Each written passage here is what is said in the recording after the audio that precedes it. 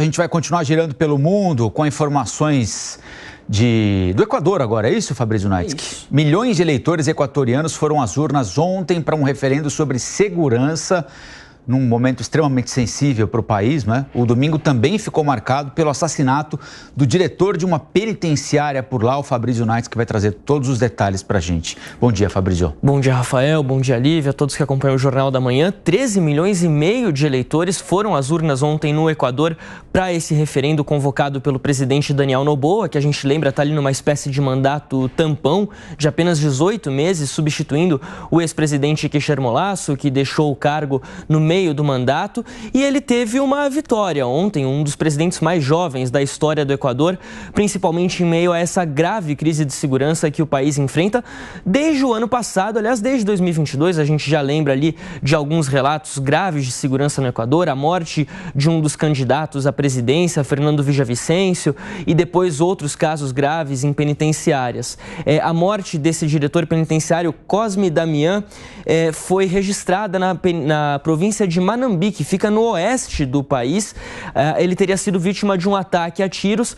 A polícia local ainda investiga esse crime, não há mais detalhes sobre isso, mas ele tinha sido nomeado diretor de uma penitenciária na província de Manambi há apenas 5 dias e acabou sendo assassinado no último domingo. Foram apresentadas 11 questões nesse referendo, Rafael, e a principal delas envolve a questão da extradição. O presidente Daniel Noboa comemorou pelas redes sociais a grande vitória que ele teve. 9 questões acabaram sendo aprovadas e ele disse o seguinte, abre aspas, nós defendemos o país e agora temos mais ferramentas para lutar contra o crime e devolver a paz às famílias equatorianas. A gente separou aqui os pontos que foram aprovados nesse referendo de ontem e a porcentagem de aprovação de cada um deles. Essa aqui é uma informação importante, claro, para a gente entender, sem dúvidas, a questão da violência no Equador, como tem subido, né? Em 2010, o país tinha pouco mais ali de 2.000 mortes violentas registradas por ano. E vinha em queda, né? E vinha em queda, né? Metade da década. Até a metade da década, e aí disparou. Em 2023, chegou a quase 8.000 mortes, 7.886 mortes violentas registradas no país. A gente lembra, inclusive, aquela cena da invasão a um estúdio de televisão na TV pública no Equador. Assassinato de um candidato à presidência. Também, justamente, muitas cenas graves vindas por lá. Um país dominado por gangues, mas a gente separou também a outra arte que mostra a porcentagem das aprovações e também que pontos foram debatidos. Mas falando especificamente da extradição. A extradição era proibida no país desde 1945. Isso estava na Constituição. E agora ela passa a ser válida pelo país diante de algumas condições específicas. Por exemplo, ela vale apenas para crimes de terrorismo e também crimes contra a humanidade de equatorianos condenados em outros países, mas não vale para equatorianos condenados à pena de morte em outros países. O que mais passou a valer por lá? As Forças Armadas, a partir de agora, passam a ter o poder de apoiar a polícia em questões de segurança, no patrulhamento nas ruas, em definitivo. Até então, as Forças Armadas, como na maior parte dos países, eram responsáveis apenas pela defesa da soberania, enquanto a ordem de segurança nas ruas era exercida pela polícia. Outra questão importante, juizados especializados. O Equador tinha registros de políticos e criminosos que eram beneficiados por decisões de juízes de regiões distantes, às quais eles estavam sendo investigados ou estavam presos. E isso agora vai mudar. O Equador vai institucionalizar juizados específicos para cada região, para que apenas juízes de cada região possam julgar e investigar também criminosos no país. Também aumenta penas para narcotráfico e terrorismo. Questão de armas em presídios, as Forças Armadas vão passar a regular a entrada de armas em presídios, vão fiscalizar, na verdade, os presídios, já que muitos deles têm registros de presídios com armas mais fortes do que as forças de segurança possuem no país. Olha só aqui justamente como ficou o referendo, 73% de apoio aqui na questão das Forças Armadas à polícia, 65% da população votou a favor da permissão da extradição de equatorianos, 60% a criação de juizados especializados, 71% nessa questão das Forças Armadas controlando, monitorando a entrada de armas em presídios, 68% de apoio ao aumento aumento de penas para 10 crimes, principalmente terrorismo e narcotráfico. Virando a página, 68% da população aprovou o fim da redução de penas para terrorismo, que a pena máxima é de 13 anos.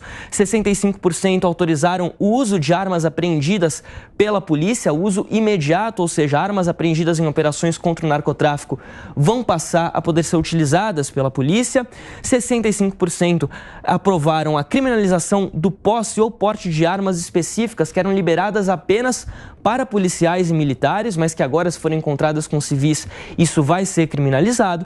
E 62% aprovaram a simplificação da lei de extinção de domínio, ou seja, o Estado se apropriar e passar a utilizar propriedades, qualquer tipo de organização que estava envolvida também com organizações criminosas lá no Equador. Então, uma vitória do presidente Daniel Noboa, que tem pregado um combate firme às organizações de narcotráfico no país em meio a essa grave crise de segurança que eles enfrentam. Vamos ouvir um pouquinho dos nossos comentaristas, começando pelo Piperno. Acho que os dois gráficos mostrados pelo Fabrício são autoexplicativos, né? Um é consequência do outro, aquela explosão de assassinatos e depois a demanda da população ou a aprovação da população nesse referendo, as propostas de recrudescimento da legislação apresentadas pelo presidente, né, Piperno?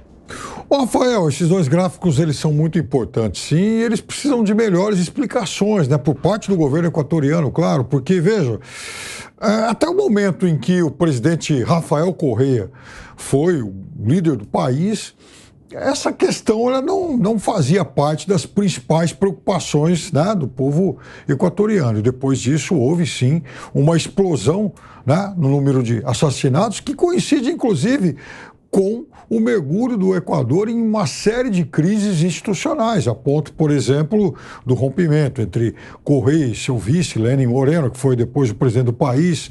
Na sequência, o presidente Guillermo Lasso não conseguiu chegar ao fim do seu mandato, e agora, então, Daniel Noboa, eleito aí um jovem, né, filho de um dos homens mais ricos do país, eleito por esse mandato tampão, foi muito bem sucedido nesse plebiscito.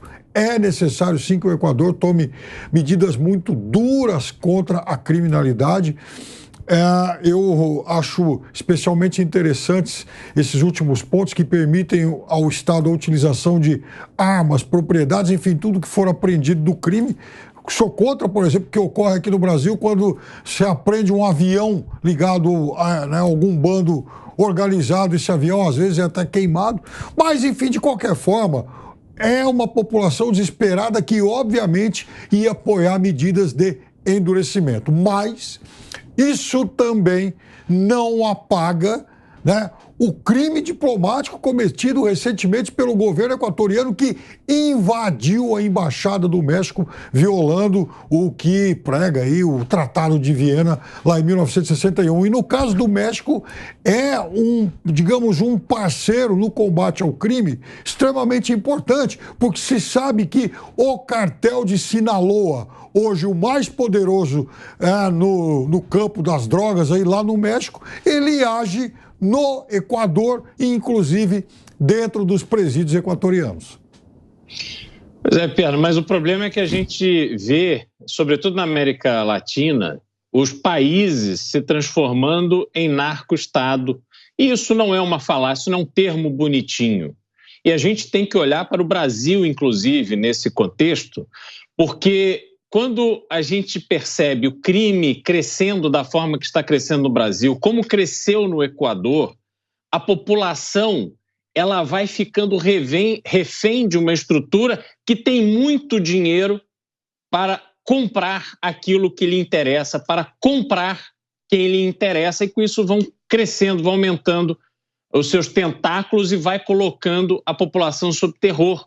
O Brasil morre mais de 40 mil pessoas por ano assassinadas.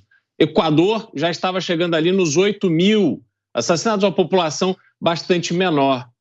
O que foi aprovado ontem no Equador demonstra o desespero de uma população que quer que os seus governantes atuem de forma firme, rígida, contra o crime organizado, sobretudo contra o tráfico de drogas. O Brasil tem que olhar para o que está acontecendo em outros países e entender que este exemplo precisa ser dado aqui. Nós precisamos levar a sério o combate ao crime organizado, parar de passar vergonha no esclarecimento de assassinatos, nesse ambiente carcerário no Brasil, que presos fazem o que querem, inclusive fugindo de presídios, supostamente segurança máxima de administração federal e tudo mais que aflige o brasileiro no seu dia a dia.